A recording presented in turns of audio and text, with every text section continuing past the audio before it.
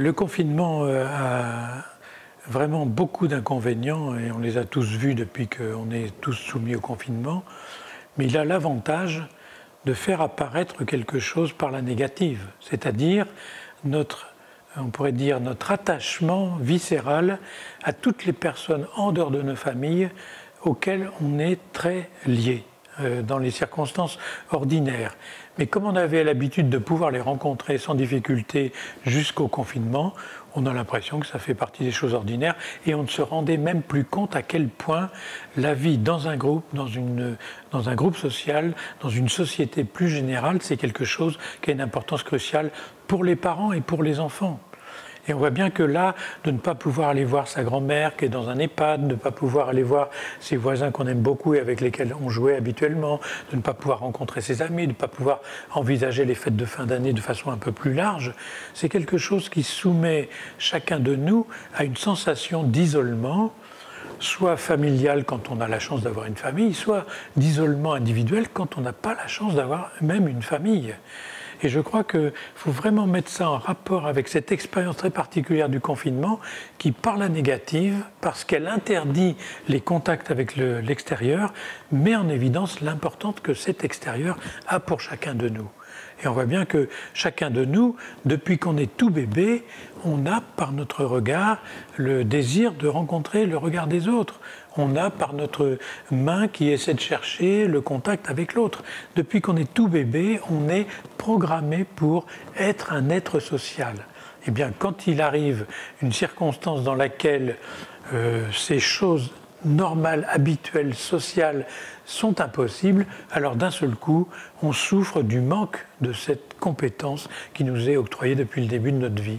Et on voit bien que cet isolement, pour des gens qui sont normalement constitués, c'est quelque chose qui va pouvoir être franchi parce qu'on a quand même des moyens de communiquer en dehors de la présence physique actuelle, les visioconférences, le WhatsApp, toutes les communications qui sont possibles, même pour les enfants, on voit que ça marche assez bien.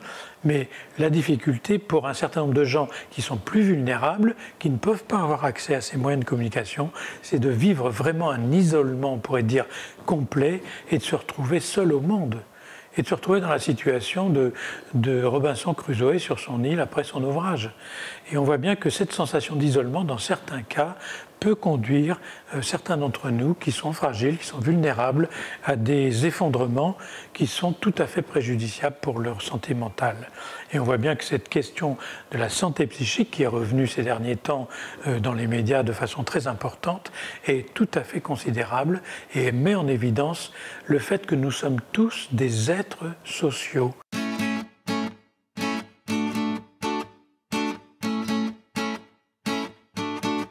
Alors, les tensions intrafamiliales sont normales. Toute famille digne de ce nom connaît des tensions intrafamiliales. Si une famille ne connaît pas de tensions intrafamiliales, c'est qu'elle n'est pas constituée comme famille.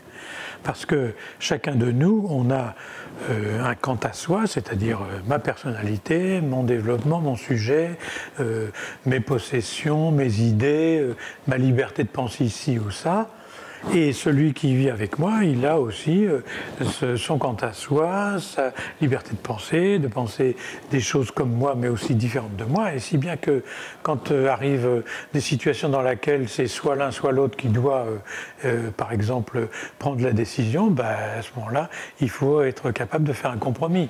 Donc on voit bien que le compromis, c'est quelquefois possible, puis quelquefois, c'est pas possible, ça donne ce qu'on appelle des conflits. Donc on voit bien que les tensions intrafamiliales, c'est un matériau nécessaire de tout groupe, qu'il soit familial ou qu'il soit social. Et on voit bien que n'importe quel débat politique actuel montre que les conflits ne sont pas propres à la famille. Ça touche aussi les familles politiques. Alors je crois que comment gérer ça? Eh bien, ça prend une importance considérable ces derniers temps parce que la famille a tendance à se replier sur elle-même. Et on voit bien qu'un certain nombre de gens qui sont en télétravail ne peuvent pas rencontrer leurs collègues, ne peuvent pas sortir de chez eux, disposer d'une certaine liberté de circulation qui permettait aux tensions intrafamiliales de trouver des exutoires. Je vais faire mon sport, je vais faire ma musique, je vais au cinéma, etc. Quand il y a un peu trop de tension intrafamiliale, je sors et puis quand je reviens, le problème est réglé. ben on voit bien que si on ne peut pas faire ça parce que la liberté de circuler en a pris un coup avec le confinement, ben les tensions familiales, intrafamiliales vont augmenter. Alors le problème qui se pose, c'est quand les tensions intrafamiliales ne peuvent pas être réglées à l'intérieur même du groupe familial et qu'elles peuvent dégénérer quelquefois vers des solutions qui sont des passages à l'acte qui sont toujours regrettables. Passage à l'acte, par exemple, on l'a beaucoup décrit pendant le confinement, violence des hommes sur les femmes. Ça, c'est un passage à l'acte qui est tout à fait insupportable. On voit bien que ce passage à l'acte qui résulte des tensions intrafamiliales se résout d'une façon tout à fait regrettable par le fait que l'un va frapper l'autre. On pourrait dire que ça, c'est vraiment le signe qu'il y a dans le groupe familial quelque chose qui dysfonctionne profondément. Un homme qui frappe une femme, c'est interdit, point à la ligne. Il n'y a pas à discuter là-dessus. Et donc toute personne qui va se faire frapper dans ce climat-là doit absolument engager quelque chose qui modifie le groupe familial pour qu'il s'organise autrement. Et on voit bien qu'à ce moment-là, la tension intrafamiliale devient quelque chose qui n'est plus un événement normal, mais donne lieu à des événements qui ne sont plus normaux et dont il faut tenir le plus grand compte pour qu'ils ne se reproduisent jamais. Donc il faut réfléchir à la manière dont chacun, dans son milieu familial, dans son groupe relativement restreint, on peut sentir monter en soi quelque chose qui va être la tension, d'abord intérieure, qui, si elle est accompagnée par la tension des autres, peut donner une tension intrafamiliale. Et il faut réfléchir à la montée de cette tension en soi et à la manière dont on envisage de pouvoir trouver des solutions qui soient des solutions non violentes.